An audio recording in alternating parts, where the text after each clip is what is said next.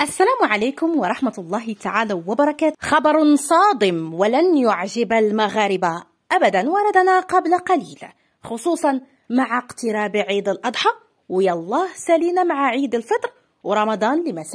مصاريفه كتيرة بزاف، وأرهقت جيوب المواطن المغربي المسكين والفقير، وكلنا جميعا بدون استثناء فقراء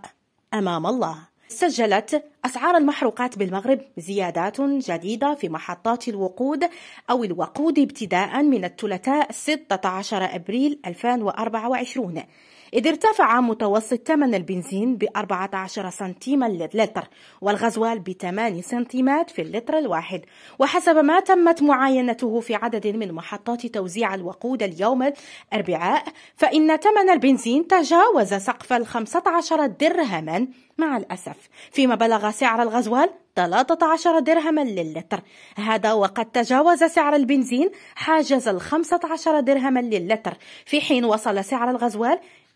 إلى 13 درهما للتر. وتتفاوت الأسعار نسبيا بين محطات الوقود التابعة لشركات